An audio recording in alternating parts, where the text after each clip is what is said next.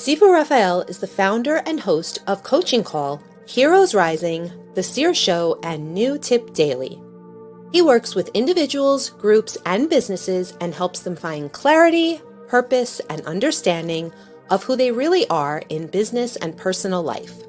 Sifu Raphael has used his skills to develop a variety of multifaceted businesses in the martial arts and fitness industries. He owns and operates a 10,000 square foot martial arts and fitness facility in New York. Jose Escobar is an award-winning, nationally recognized personal development speaker, published author, and sales professional. He leads compelling, high-level communities consisting of entrepreneurs and advanced leaders through his two business models, the Entrepreneur's Bookshelf and the Connected Leaders Academy. He is also the co-host of Heroes Rising.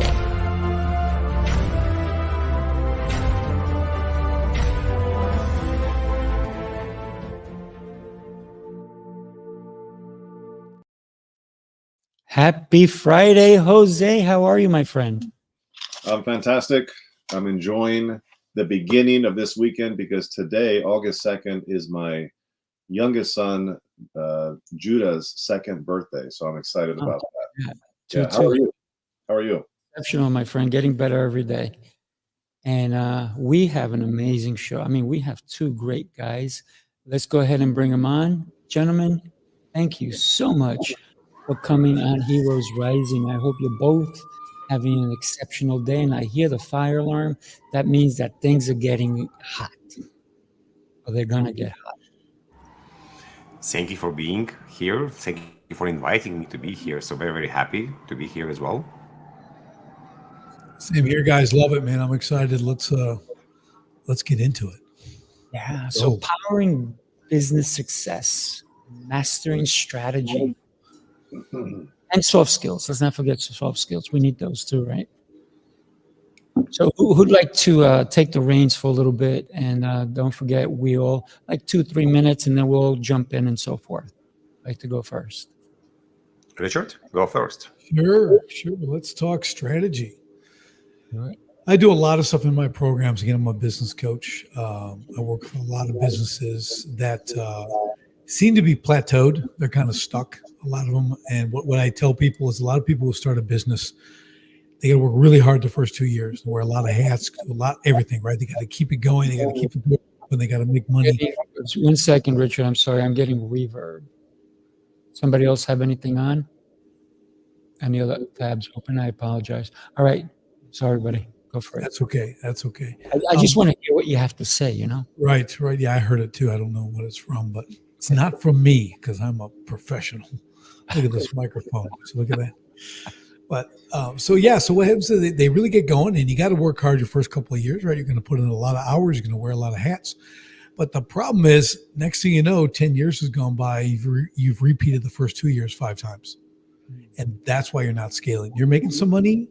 You're doing okay, but you're still doing the work. If you don't open the door, the business doesn't really start, right?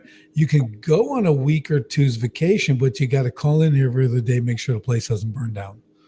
Okay. And that's pretty much where you're at, right? And that's your cycle. That's where they live. So what we want to do from a strategic standpoint is we begin by creating a strategic vision. And the strategic vision is what really drives the company. Because a lot of people start, again, they want to make money. They're good at what they do. They're great craftsmen or whatever they are, a tech guy, whatever it is, but they don't have a vision for the company. They're just, I got to make money first. And they get into the money-making aspect, which is fine, but they never develop what the business is truly going to be. Even as far as an exit, like I oftentimes encourage people to start doing an exit strategy before they even launch their company. That's the ideal time to do it. So they know where they're going and why and when and all the other cool parts of that. So from a strategic part, the strategic vision is our foundation, and we build that out. And then for us, it includes every single person in the company. It's an internal document, and it takes you through that first customer call, and the entire journey inside the company. So when someone wants to come on board, we'll give them a strategic vision. They read this, and it's like 6 to 10 pages long. And they read everyone who's in the company, how they're the hero in that part of the journey, right? So we want everyone to work on purpose, like full of purpose, right? That's one of the number one things people want out of work. It's not money. Money's like third, fourth, right? It's purpose, then it's quality feedback and recognition, and then the money kind of comes in there. So what we want to do is give them a reason to come and stay at a business, so they understand again how they're the hero in that journey. So when they read that and they come in for the interview or even a phone interview in the beginning, we say, well, did you read it? And they're like, yeah. And we say, well, where do you see yourself fitting? And they say, oh, I'm that warehouse manager part. That's me. I love the warehouse. And they go all into that, right? So they really understand, because we've done it in part story form too. So they see the journey where others came from and why they're there and why it's so great now and how they operate and how they're so needed and their purpose. So that is one of what we do. That's strategic vision. We do strategic goal setting, right? We do personal strategic visions, all that kind of stuff. So that gives an incredible foundation for a business to grow on, because now everybody knows where they're going and they know how they're a part of this growth. Love it. So considering strategy, to even consider your exit strategy before you launch, it's beautiful, because if you don't know where you're going, how the heck are you going to get there, right? So that's probably one of the most critical aspects of what we have to think about with strategy. We also talked about that they kind of figure out where they're going to fit. And I think when we talk about success, so many companies put people in the wrong place, and therefore they have turnaround. And so it's not happening successfully for that company. Forget the individual, because they don't fit. They're trying to put a square peg in a hole. If the square is small, then sure, it'll fit. But your square peg may be in the hole. So you have to make the connection. Where do you fit? And a lot of times people, they just want to do things without realizing people actually fit. Jose, being that you are connecting, you're an entrepreneur, you're helping people develop also. You're connecting so many different entrepreneurs worldwide. How do you see the importance of what Richard just talked about? First of all, as you were talking about the what is that thing you last said at the end? You said something about GPS, getting to your destination, that type of thing, right? It's amazing how I have so many conversations with folks. I talk to so many leaders, entrepreneurs specifically, and I can't tell you how many times I've heard. I say, so what is your strategy? What is your plan of action in terms of how you acquire new business? What are you doing? And they said, well, I don't really have one. And how do you go from there? How? It's like you want to make the money, you want to hit these like thresholds and benchmarks, saying I want to make 6 figures, I want to make $500,000, I want to make a 7-figure business, I want to be successful. But so many people out there cannot define what that success looks like. They don't understand what the process looks like. They don't have parameters in place, metrics, numbers to track. They don't have any specificity to what it is, and no strategy, right? And a goal without a strategy is like, that's why there's a big gap between goal setters and goal hitters, right? Because they're missing a strategy, and a lot of people are missing those soft skills as well. And I love how you were talking about the transitional phase of what are you going to do next? What is that next journey? What is that next process? So all of that has, it's like an incremental step. James Clear talks about small, simple steps in his book, Atomic Habits.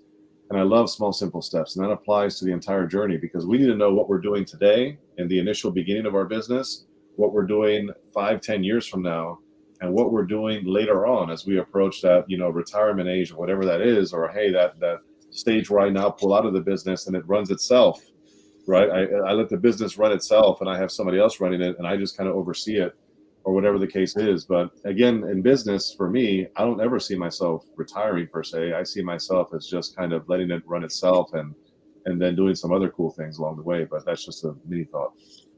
It's the great saying, the retire, put 4 new tires on and get going back down the road. That's as close to retiring as I'm getting. I love that. Never stop.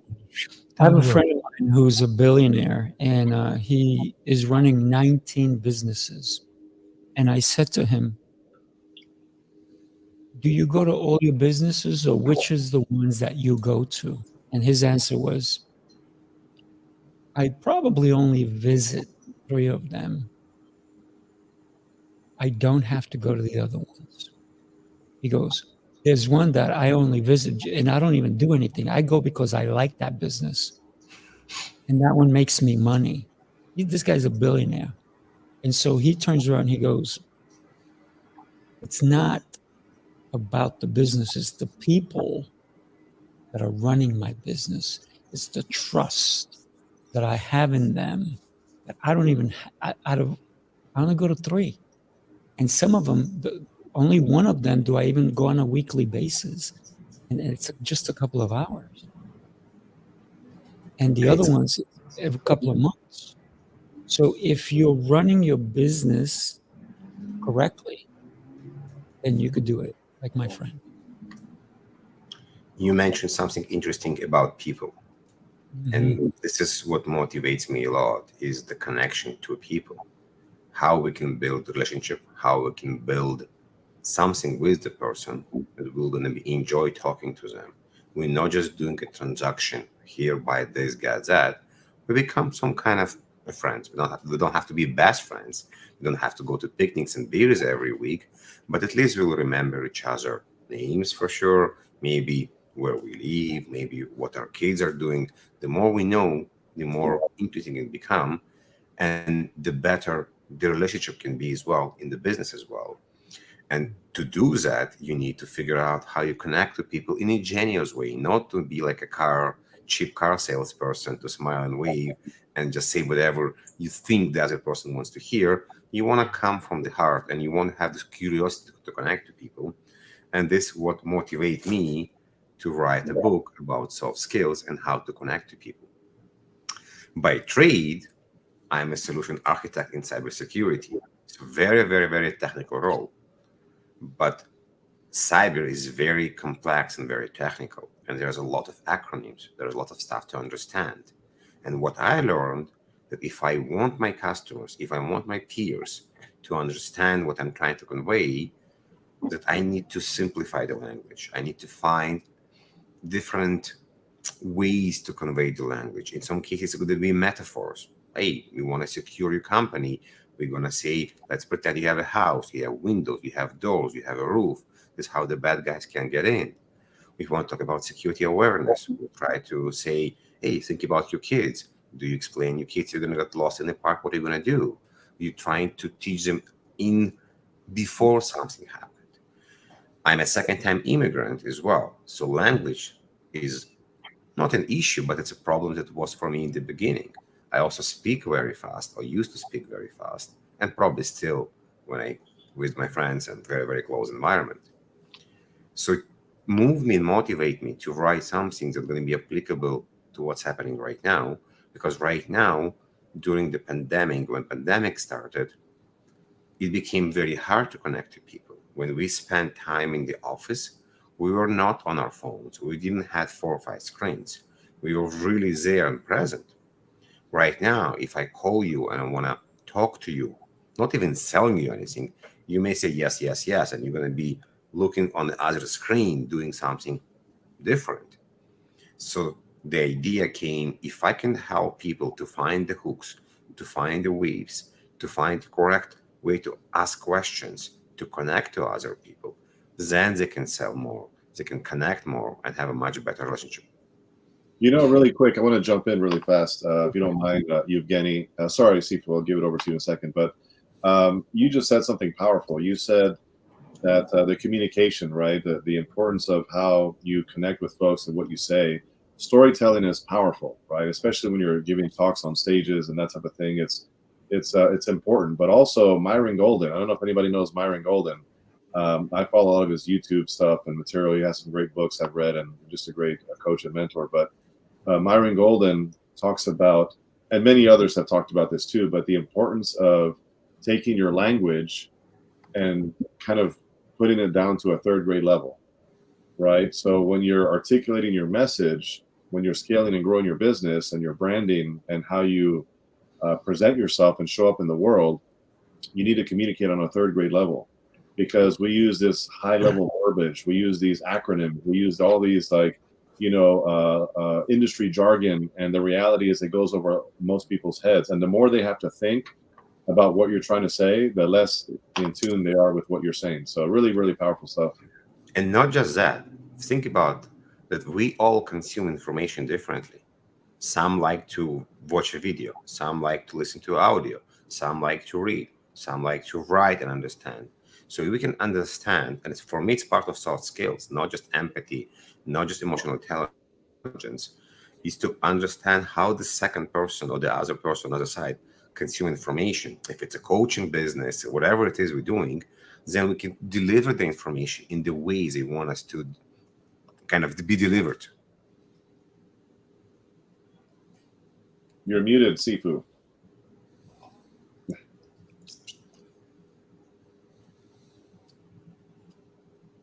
It happened again. Oh, I was trying to avoid that. But hey, so you're right. If you're muted, nobody can hear you.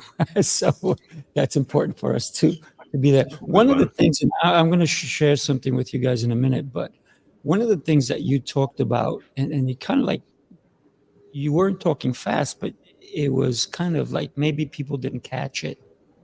But when it comes to cybersecurity, we have to include our children. Because if you're running a big corporation and your kids go on your laptop and you have secrets in there that are only to your corporation or whatever, it's going to be out there. So we need to enjoy our children, but let them know boundaries too, especially when it comes to security. That communication skill that we need to have with our families and with our employees and everything and so forth is critical. It can't just be at our organization. It has to be across all the ways. And Jenny, I love the fact that you brought that up, because we have to educate our children because of cybersecurity, but it can go deeper. I mean, there's all these creeps out there. We're looking to get your children's information. And one of the things that just happened is going into law. They have to now explain, the government wants all these social media sites to be able to explain how do they protect the children and even know if a child signs up. So there's a lot of things that we need to talk about. But let me share this with you, and then I want to talk to you guys about Jose too. Take a look at this. Welcome to Speaking Prowess, where we believe in the power of communication to transform lives. If you're ready to take your communication skills to the next level, we have a lineup of some of the most influential communication experts in the industry. These are the voices that will guide you on a journey to enhance your ability to connect, influence, and succeed. At Speaking Prowess, our mission is clear: to empower you through effective communication. We know that mastering the art of communication isn't just about what you say. It's about how you say it and the impact it has on every aspect of your life. So take action now and get ready to embark on a journey towards personal and professional growth.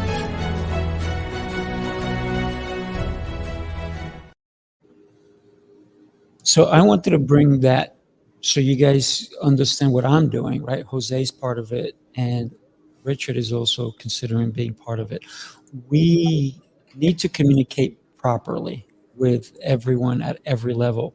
So I wanted to bring it back to Jose, because Jose, I'm going to give a shout out to your little guy who's celebrating his second birthday on August 2nd. Look at that. It's a beautiful thing. But if his son, without Jose knowing, just grabs his phone and hits go live, whoa. And then he's showing things that maybe are not privy to anyone because they're private. How do we ensure that doesn't happen to not only Jose, but anyone else out there with their kids? They just think now that these cell phones or tablets are toys, because a lot of parents, and I've seen it and it drives me nuts, they don't watch their kids. They have a tablet watch their kids. They throw it in their little, I see people with strollers throwing a phone or a tablet in there, and that's the babysitter for the next hour and a half. So being that those kids are on there, and parents are going to do it anyway, no matter what I say, but how do we negotiate so that the kids don't do the wrong thing? Follow by example, at least to start. You need Well, to kids show don't know the kids. anything. They're going to follow by example. They're going to do all But it's this. your example, it's what you show the kids is what you do. If you're on the phone all the time, and I'm guilty, I'm on the phone a lot, but then I find time not to be on the phone as well. If you want your kids to like outdoors, and take them outdoors, show them by yourself, not just push them out. If you want your kids to ride a bike, then go ride a bike. If you're afraid they're going to go to bad websites, then do an educational session and explain to them what may happen. Try to relay from your work what you do and why it's important. This is my view and my ideas. No, I appreciate that. But what happens is Jose takes his kids out. He takes them to the beach. He takes them on bike rides, roller skates, the whole deal. How do we secure our phones, right? We should have a lock system. Password, time of authentication, there is all this. So mine has a code and has my fingerprint. So they cannot, even if they know the code, because they're very smart, has good memory, they cannot open without my finger. Got it. So make sure you don't fall asleep with your phone near you. One thing I do is with my kids, I have 6 kids, and I'm really deliberate. And I say, listen, this can be a tool or a toy. Okay. Because my kids always ask me, they get on like, Dad, you don't have any games in your phone. I said, because Daddy don't play games. Okay. And I don't play games. I don't play video games. I don't play games on my phone. I'm not a fun person. I tell them I'm not a fun person. So there's no games. This is a tool for me. They don't see me on the phone a lot unless I'm on a coaching call or I'm actually doing work. So I'll be consulting with someone or whatever it is. Now, that's one of my own personal disciplines, right? I've never been into that. I've never been into that kind of realm. Not that my kids don't do some of that stuff. We wait until they're teens to give them a phone. They're not on phones at 6, at 5, at 2. We're not giving them iPads to play with. We didn't give me, those are, I guess they might have been around when my kids were, my oldest is 19, my youngest is 16. But so it's really about what we expose them to inside the home, and we tried, my wife and I both tried to use any of our electronics as tools. There wasn't time to play on that. Now we have a TV, they can watch DVDs or a movie or whatever. That's all good. And those are set times for that kind of stuff. So the hard part in today's culture is no one wants to be a parent. They want to be a friend. Okay. So I know we could spend an hour talking about that, but the reality is you've got to do that hard work. And what I tell people is I talk to younger parents and their kids a little, I go, you have to understand they're going to thank you later. Okay. Like when they're 30. Okay. They're going to thank you for what you do now if you instill that discipline and you teach them restraint.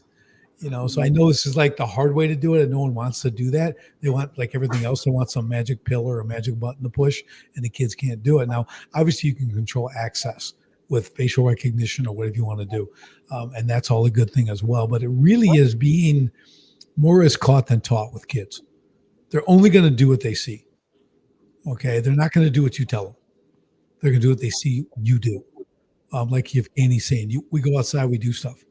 Right. We work in the yard. We do the hikes. We do the workouts. We do things like that. So it's a little bit different. And I know it seems like a simplistic way of doing it, but it's actually a lot of hard work. And you have to change your habits if you're going to influence your kids. Right. That's your role, is to train them up in the way they should go.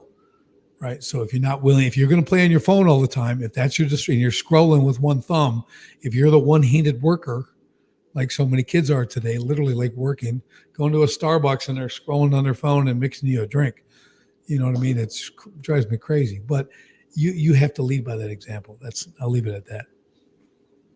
Just so you guys, I muted everybody. Sorry, Jose, I muted everybody because we're getting a lot of background noise. Go ahead, Jose. Yeah, no, I definitely love this topic because I guess technically speaking, I have 6 kids as well. I have 5 and one on the way in October. So my wife is like 7 months and some change pregnant. So thank you. So so far, the way I operate here in my household is, first of all, kids I'm echoing the same sentiment here, that they're going to do what they see, right? They're going to do what they're educated to do, right? And I believe the primary educator of any child is their household, is their parents, not the school system, not where they go for 6 hours a day or whatever, 8 hours a day. It's the parents. So the parents have a responsibility to educate their kids on what is right, what is wrong, where we put our time, where we don't, all of those things. So for my kids, for example, my wife has a system where she has this goal this year of 1,000 hours, where the kids are in green time outside, enjoying nature, enjoying the elements of the mud, the dirt, the rain, the everything, right? And we have a cool backyard that kind of goes up a hill, a bunch of trees, all kinds of different stations and different things. So they're out there a lot. They're outside. They have toys. They have coloring books. They have different things that they do. And we try to minimize technology as much as possible. Not that technology is the enemy. It's just the habit of overusing technology, first and foremost, for them alone. So they don't have iPads. They don't have cell phones. They're all kind of young. You know, my oldest son has a cell phone, but it's that just example, first and foremost, and finding creative ways for them to use their time. And then, of course, I don't put my phone in places where they can get it, first and foremost. I think that's a simple thing. I don't leave my phone on the table right there and walk away. My phone is either in my office with the door closed and they know not to go in my office, or it's on my physical body somewhere. And it has, again, 3 layers of protection for that as well. But at the end of the day, just like kids learn to have a passion for reading on the laps of their parents, reading them books, the same thing here. Kids are going to develop that habit of technology based on the accessibility they have to it. So there's that, in my opinion. Well, if you guys don't know, Jose has the Entrepreneurs Bookshop. And with that, Jose, you'll be able to mention that a little bit. But plus also what I want to do is I'm going to share with you guys a little bit about what is going on in the world of connection. And let me let Jose speak for you guys.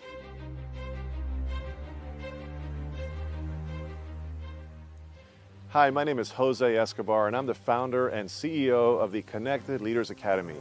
We're a growing tribe, a community of entrepreneurs all over the world, globally, all across the country, high performers, titans of industry. If you're an entrepreneur and you're looking to grow personally and professionally, scale your influence, develop your skill sets, move the needle in your business, more clients, more money, more profit, the bottom line, and of course, grow your circle and your network like never before, this is where you want to be. Join the Connected Leaders Academy today. We are scaling massively. We want to welcome you in. Check me out on Instagram and on Facebook, the @ JAESCO25. We look forward to having you join us. Take care.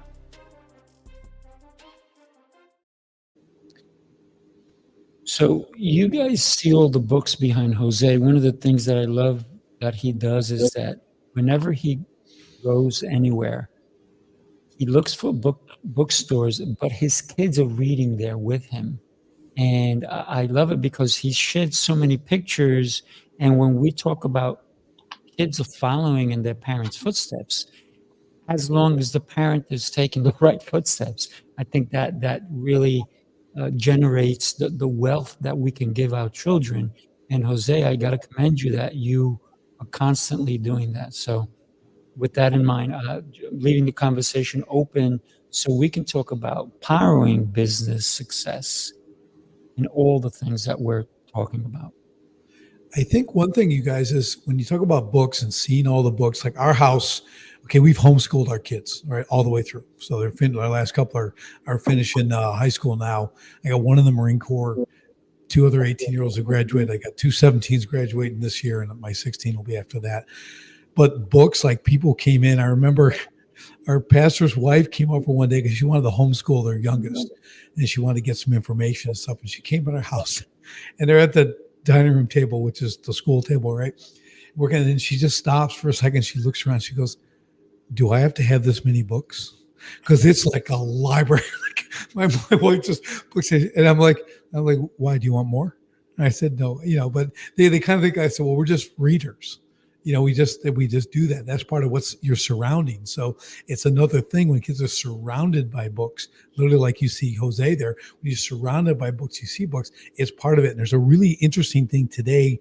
And we talk about technology, right? Cybersecurity and whether it's Google or whoever it is, they are rewriting history, literally.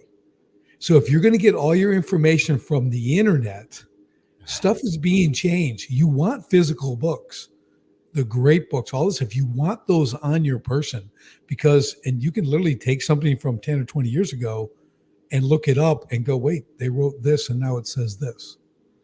Which one's true, right? So that physical book, I think, is a really critical thing to have. And I also find that people forget about libraries. We have this great resource as a library, and there is so much amazing content there. And honestly, we sometimes, with the kids, also do audiobooks. So we drive somewhere, we'll have an audiobook and we all listen to an audiobook. And sometimes we go to a library and we pick up new books and we go return the books. I'm going to be honest with you, it's sometimes a bit of a fight. We don't want to read, we don't want to do that. So we have to mix and match. But when they find what they want to read is very interesting. And what I also find that they are so smart. The technology, it's so easy for them. It's much easier for us.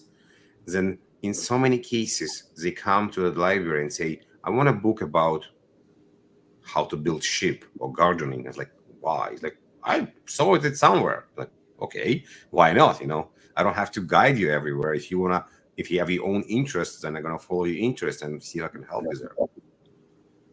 Yeah, we did the same thing. My kids kind of grew up in the library. It was like a daily trip, right? My wife was the master of field trips, and we would travel. Same thing, audiobooks all the time. Road trip, we cross the country, and you listen to audiobooks the whole time. One of my sons, my oldest, struggled a bit at reading in the beginning. And next thing you know, he's devouring 700-page books every week. He's starting to write creative stories. He's just reading some with my daughter, also that you see the fruit of the influence, that you just help them along. And next thing you know, that's what they do because that's what they know. So it's a powerful thing, but the written word, it's amazing. I mean, we're all authors. Right, we've all written stuff, and I love it. I've been writing since I was a child, and stuff. I love it. And reading, it's been one of my great escapes. So you guys are dragging me out on this topic because I'm just holding my tongue because I just love this topic. But I'm gonna obviously pivot back to what Sifu said about power and business success. But really quick, since we're on this topic of books. As you can see, I have books everywhere in my house, right? And I strategically have books on the kitchen table, in the dining room table, in the family room, in the den, even outside on the backyard right now. I think there's 2 books outside. We have books everywhere on purpose, right? And it's all intentional. I think success in anything has to be intentional. It's a planned event. Success is a planned event. And in terms of books, there's this. I have people that tell me all the time, oh, Jose, you know what? I don't do physical books. I only do audio, or I only do Kindle, right? And there's nothing wrong with that per se, because it's still information and you're still getting it. But for me, a physical book is like the difference between a resistance machine in the gym and free weights, right? Free weights incorporate many more muscles. It incorporates the concentration, the stabilization, all these other things that come into play when, same thing with reading physical books. I have to turn the pages. I got to be focused, laser focused, because I could be listening to an audio while driving and doing other things. But when I'm reading, I have to be reading. I have to physically read the words. And also, when you engage with marginalia and you're underlining and circling and dog ears and little sticky notes, and you're really engaging with the text, it just comes to life and it becomes a whole different thing. So my kids are homeschooled as well, and at least my younger ones. My oldest one has been in a private school since he was in 4th grade, so we kind of keep him there. He's about to be a senior. September he'll be a senior. But frankly, reading is a big part of that. The library is a big part of that, and I believe that leaders are readers, right? But there's this powerful saying. I don't know the quote exactly, but I'm pretty sure it's leaders are readers, but not all readers are leaders. If that makes sense, right? So just because you're reading doesn't mean you're a leader, but leaders are readers, right? So if you look at any of the biggest leaders in the world historically, they are avid readers. And I believe Simon Sinek has an amazing quote. I was just thinking about Simon. Yeah, he says, we have to teach human skills if we want people to learn how to be better leaders. We don't teach people how to lead. We promote people who have high performance, and we expect them to know how to lead, which is nonsense, right? So at the end of the day, I believe that the reading piece falls into the becoming a good leader piece, and becoming a good leader piece goes into all these human skills and soft skills or hard skills or whatever you want to call it. It just makes us better at whatever we do if we're readers. Yeah, so Jose, this is very interesting what you're bringing, because what I find right now, the younger generation, and maybe us as well in some cases, we are kind of don't have so much focus. And we have the TikToks and the shorts and the YouTubes. So we all don't want the fluff. Just give us the information. Even if you open the blog, you don't want to read about history, how to make this particular dish, for example. Just give me the recipe for the dish. So I believe the industry of the books changes as well.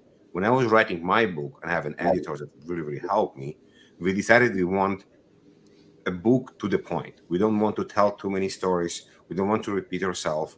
So we started with like 40,000 words, even more, and we ended with 27,000 words. So it's a relatively short book that people can consume, but it's all to the point. And even so, some people read the book right now, even so it's only out for like a week, and say, oh, you're still going to tell some stories because you need to have some storytelling. But I do believe if it's a business book, we're going to go away from very, very long books to shorter books that convey the information. Yeah, I think when you're like, for me, and this is why I'm just kind of an odd bird, I can't listen to a podcast and do something else. So if you have a podcast, I'm listening to your podcast, I'm going to sit like this and I'm going to listen. I'm not doing the dishes. I'm not working on the computer. I can't do that. And like you're saying, Jose, the book thing, oh yeah. And I'm ruined. I start a book, nobody gets my attention so that book is done. Okay, I walk around reading the thing and I'm a finisher too. So I can't, I get going and I'm to me, that's a blessing. I am a singular focused individual, and that's how I get things done. So I don't allow distraction. My brain doesn't work that way. Richard, so this is why we're talking about, because they're all different. Right. So I'm completely different. For example, I can listen to a podcast and do dishes and do something else. And people always claim, oh, man cannot multitask, or there's no multitasking in general. So I don't have 6 kids. I have 4, but I have twins. And when you have twins, then you forget about all the physical laws and you forget about everything, and you just do whatever needs to be done. So you learn how to multitask. I have 2 sets of twins, so I don't want to one up you or anything, but I'm just saying. You definitely went. You are the king. The poker game here. I have 3 sets of twins. I'm just kidding. I'm just kidding. My wife wanted triplets still after all that. She wanted triplets. So I think we just changed completely the topic of the conversation from heroes to children, and how to properly be a dad. Right. That's being a hero. That's what being a hero is. You're a good dad. That's a hero. Being a good dad, yeah, absolutely. So I love that. Back to the business concept, because kids are business, right? I saw a show, and I really don't watch TV. I don't have a subscription. But I do stream when I want to, and I want to watch something interesting. And I watched something, and somebody said, oof. And it was a show, and they said, I don't know if I can't afford in vitro because it's too expensive. It was like 10,000 or 20,000. And I said, if you think that's your first expense, I said, that's not the end of it, because kids are so expensive. And the older they get, and we all say, the smaller the child, the smaller the problem. The bigger they get, the bigger the problem. But also the more expense they get, because now they want more things. They want variety. They want all these different things. All of a sudden, they want to borrow your car. They want to go on different types of vacations. They want all different things. So children are a business. But the thing is, if you can teach your children, and we talked about strategy, how they can help with their expenses, they can understand that if I want something, Dad, I have to kind of work for it. I gotta, maybe I gotta do a chore and then I get a commission, if you will. So I structured that with my kids and I gave them 4 piggy banks. And then I opened up 4 accounts for each one of them. I have 2 boys. And by the way, I'm one of 10. How's that sound?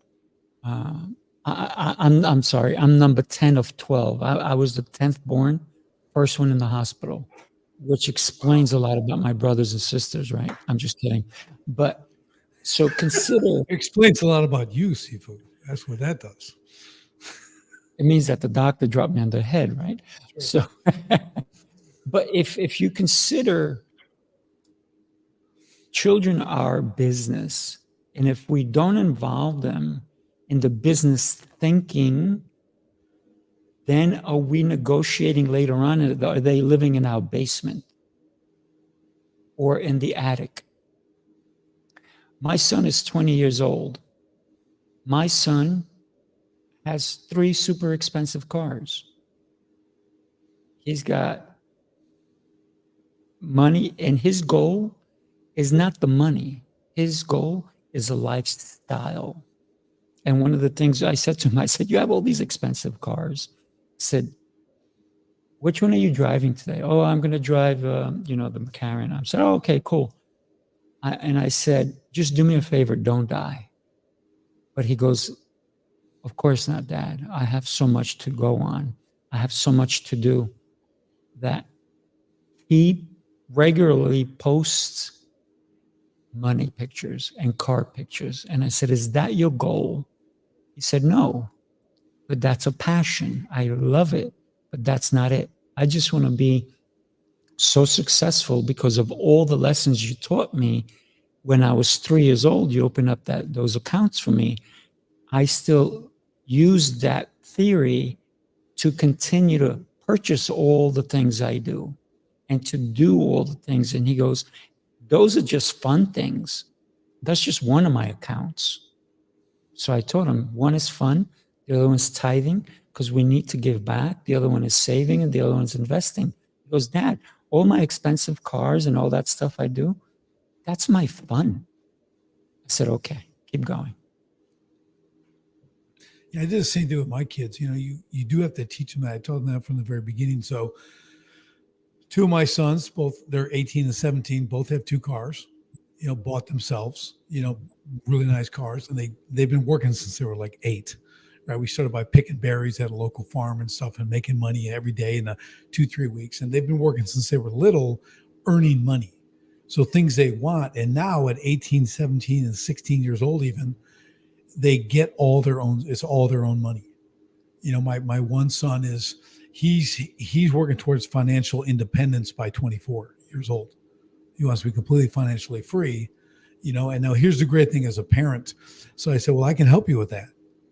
You can stay here and not have that expense, not live in an apartment, just spending money and food. I said, I'll help you get there quickly, but you got to work and you got to do the right thing, right? But he already has a real estate investment strategy and everything else. And he's got the whole plan laid out. And I said, because the less debt you have, right, the less expenses, the sooner you get to financial freedom.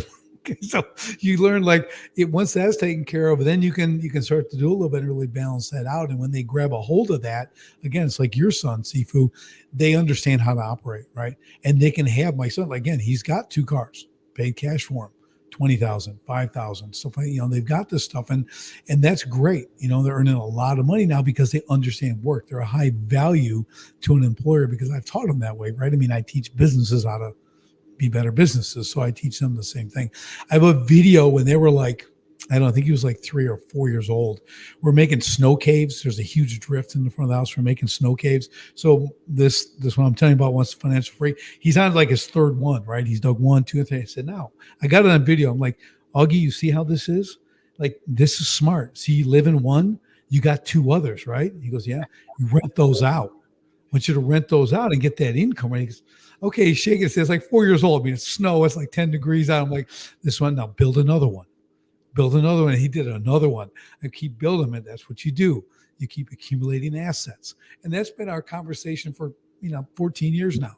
and he totally gets it. You just make it fun, but they totally get the idea. So I think it's incumbent upon us as parents, again, to lead by example, but really give them these real world examples. I've taken them to conferences with me, road trip, and go to investing conferences, go to real estate conferences, do things like that to get them exposed to not just the information, with the people in the room. So I got 15-year-olds, 14-year-olds with me and stuff. People are like, they're learning. It's not too early. I said, someone told you they need to be like some age. I go, the kids are all different, and they're going to pick up stuff, always pick up stuff.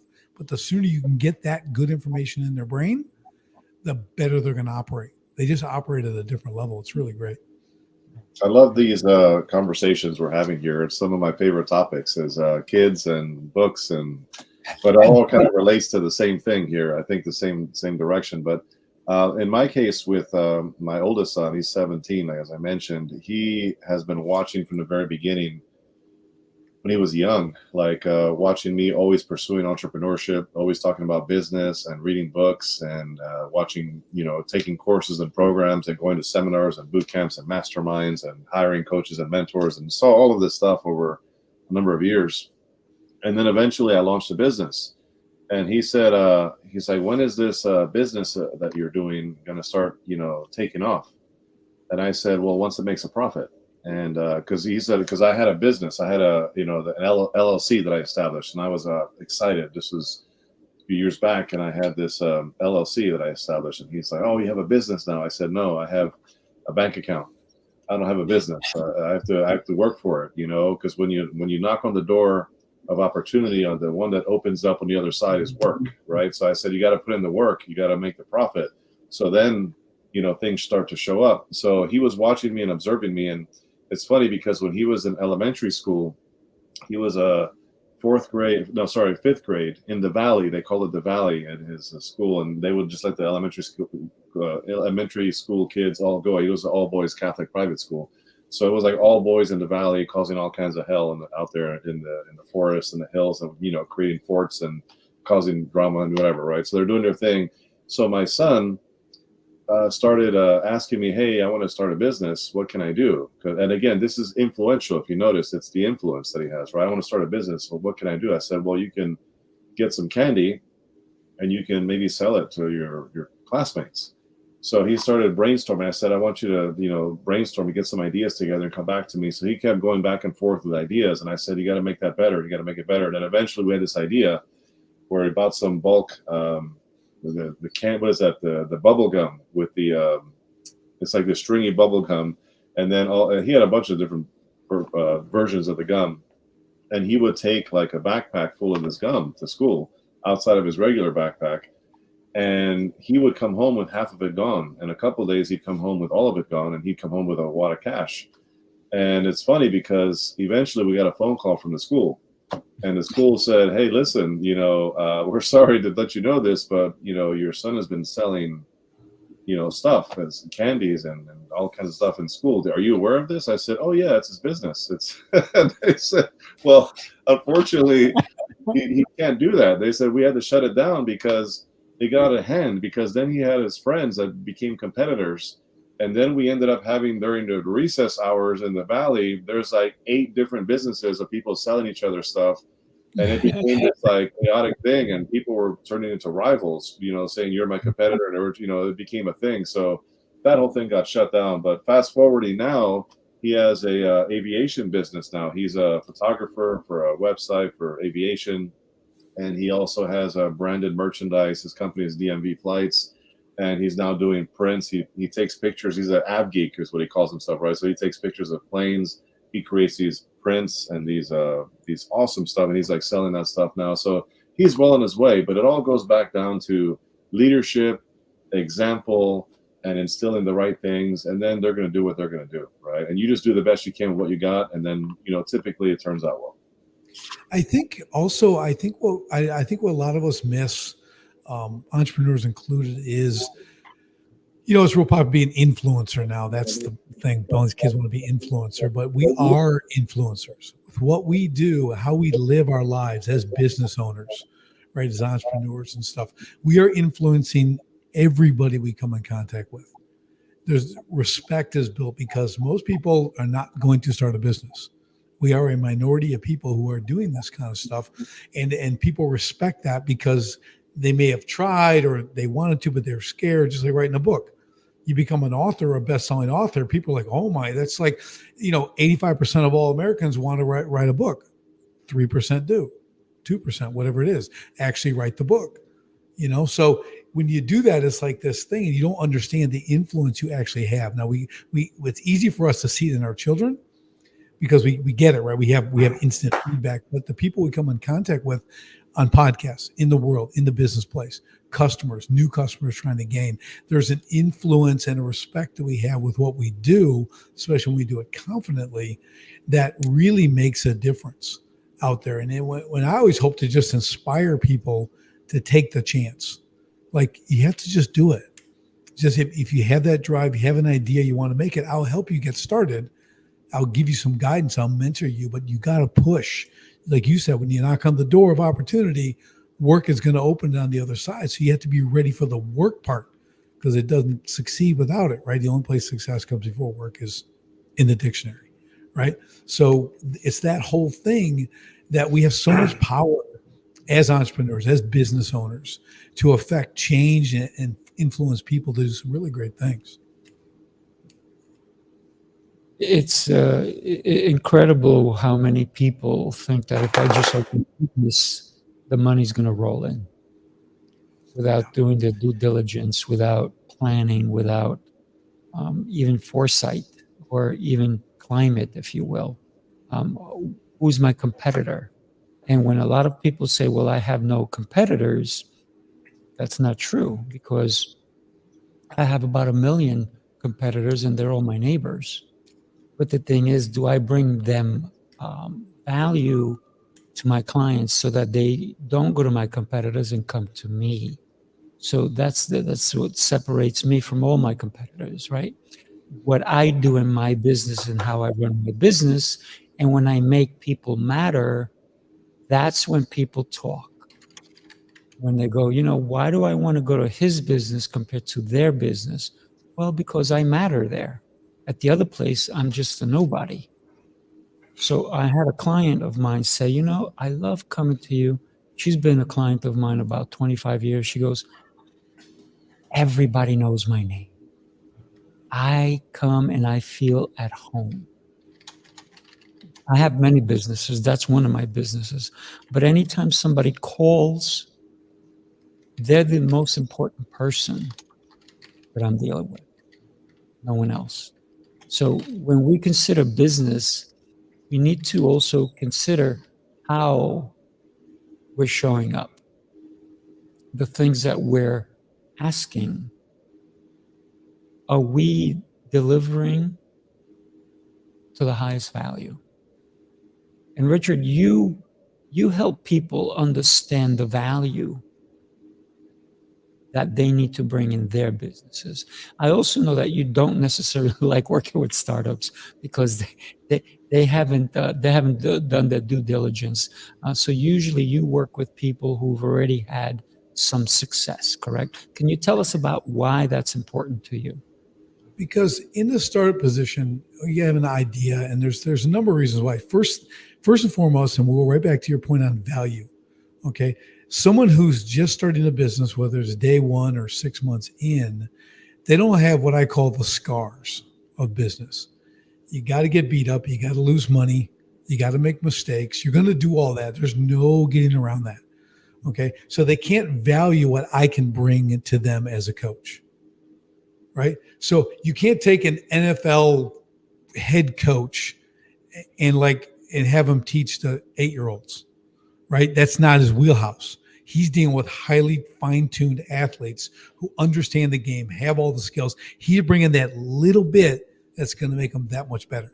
He's going to bring the cohesiveness of a team at that level. He's able to do that. So you really have to understand your niche and who you're working with and what you're able to bring to the table. Now, there's people who are awesome with startups. And I do have I have started a new startup division, but it's very, very simple. It's like a weekly coaching call.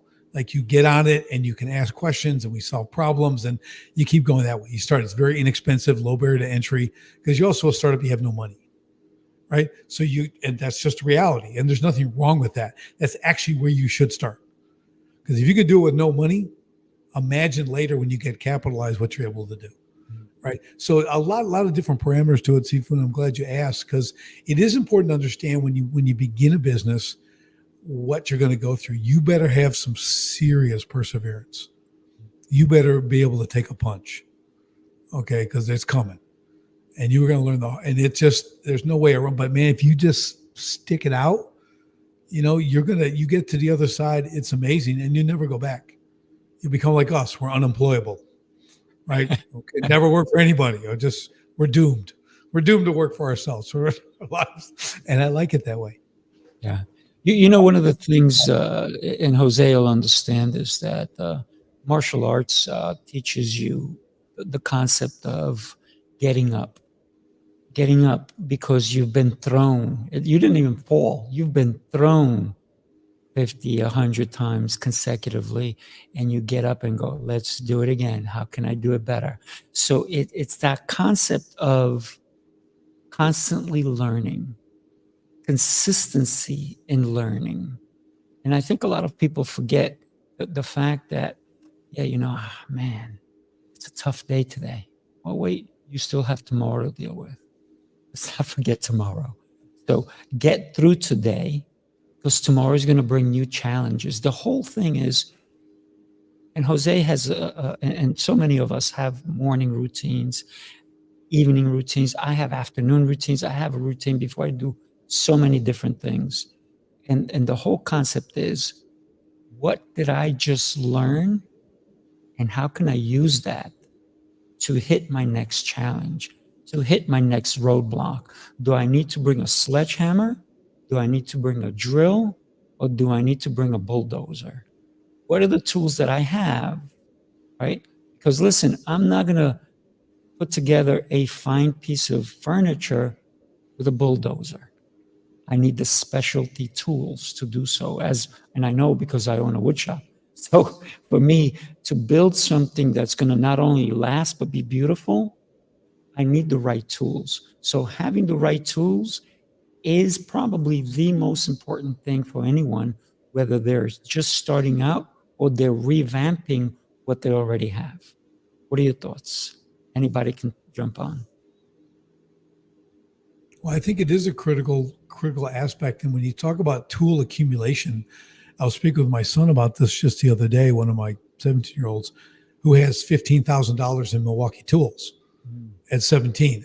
His money, right? He's bought all this stuff and the kid is equipped. But I told him the same thing. Like, well, remember, like when I was running my first business for 20 years, I only bought a tool when I needed it. I said, I need a portable bandsaw to do this. So I bought a portable bandsaw. I didn't buy it, look at it. Look, I got one. Everything with mine was for as needed, right? Then I had it going forward and I learned new ways to use it because I had it. So it's the same thing when you acquire skill sets, which is a tool, you're going to acquire them as you need them. That's why a lot of times people want to go to college and get this degree or an MBA and all this stuff. I go, well, I'm going to tell you from my own experience, it's not going to be super useful. You're going to have to get out and go get skilled up and get new tools because those tools are antiquated. They haven't been proven in the real world. They're not going to work for you. It's a good base. I guess that's all good, but you really have to go find out what you're going to need. So like my kids, they say, well, college is good. Tell you what, there's a community college down the road. You start a business, go take an accounting class. Get familiar with it because your goal is not to be an accountant. Your goal is to hire an accountant. Okay. All those aspects, understand it, go take individual classes for $150, $200, pay for that. Then that's your new tool, right? When you're interviewing accountants, you're not brain dead. You have an understanding of what you should be listening for. Does that make sense from what I understand and what I learned? Right. So that's a whole nother thing. Right. But I think it's really important. The tool analogy is really, really good. And that's something like people talk again, what I do. Well, I've been in the game a long time, 35 years. I've been doing this stuff. When you're in the game a long time, my uncle was a mechanic. over $100,000 in tools back in the day.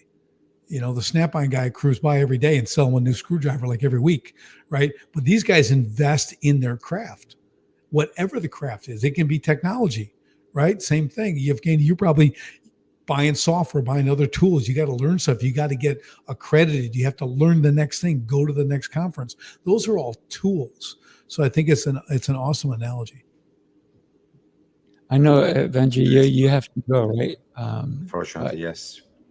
I appreciate you being here with us, and I think this has been a very vast conversation in all aspects. Conversation. You guys are amazing. From children to business to cars and tools. To the proper tools for the job. Yes. Thank you, everyone. Thank you for bringing me here. I hope we can see each other more. Absolutely. Thank you for together. joining us. Evgeny, you're amazing. Safe again, Vanny. Take care. So we're going to wrap it up, but one of the things that I want to just let everybody understand that when we do this, Jose and I said we're going to do this show, it's because we want to bring guests like you guys. Because Jose and I can talk for days.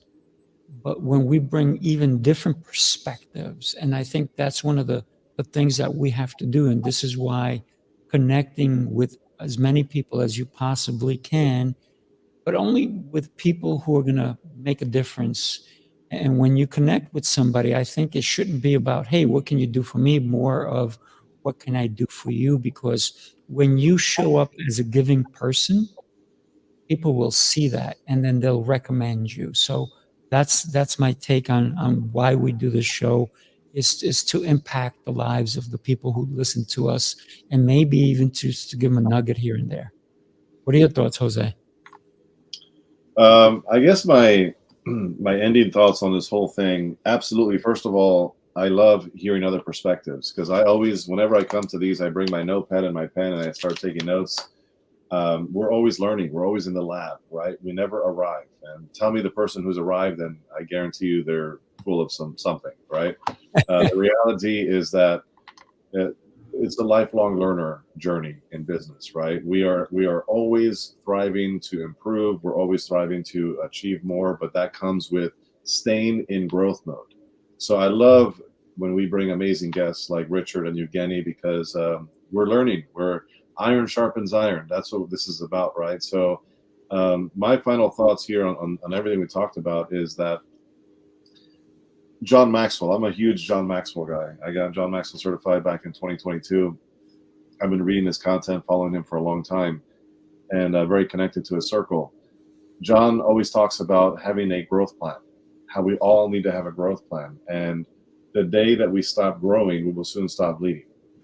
And we have to be learning and growing, personal development, right? What is your personal growth plan? How are you creating strategies for your business? How are you developing these soft skills, or the hard skills, or the human skills? Like, what are you doing today to improve? Because that's what it comes down to. And everything compounds over time, the negative and the positive. So are you putting in good habits in place? Are you sharpening the axe? Are you in the game, or are you on the sidelines watching all the athletes play, and you're just kind of standing there and saying, it would be nice? You know, so just ask yourself the hard questions, take a hard look in the mirror and ask yourself what you're doing to position yourself to win. And then after that, once you're positioned to win, then get in the game and do what you got to do and stay growing, never end growing. That's a lifelong journey. Love it. Thank you. Richard, what are your thoughts before we log off? Yeah, I think, what I've learned over time, especially I've been coaching for a bunch of years now. I've determined that what I love the most is other people succeeding, like way beyond my own success. And to go to Jose's point, I keep learning so I can help them become better, and I learn from them and watch them succeed. And that's my reward. Yes, we make money and we do all this stuff, but because I know what it means. I know when you succeed in business and the freedom you can create and everything you can do, the impact that you can make, that's what brings me joy. So that, like you said, you got to come giving. So I love it. I mean, that's why I guest on podcasts and I do stuff like this, because people don't get to hear the real world stuff. when they get to hear it and experience and go, wow, this guy, I lost everything in 08, 09. I had 6 little kids. I lost my business. I lost my home. I had to start over. And they hear that, but I'm here today. And I'm doing this. And I coach people. I help this. I've done multiple businesses since then. And you look at that, it's like, and that's all just so I can help other people now. Write a best-selling book. And you can always be in the fight. You're taking a breath. You can breathe. You're in the fight. Keep going. So that's my big takeaway. It's that perseverance and just get stuff done. Well, we're all 3 of us are martial artists, so there you go. So That's right. And who doesn't like a good fight anyway? That's right. I'm full of artificial parts in this head of mine, so I to know, prove man. it. It's your artificial intelligence coming through. That's right. I was way ahead of the curve on that one. Yeah. Uh-huh. Well, guys, thank you so much for being here today. Really appreciate you. Do us a favor, everybody. Watch the show, listen to it, replay, hit hashtag replay, and share it with others. Thank you, everybody. Have an exceptional rest of your day. Thank you.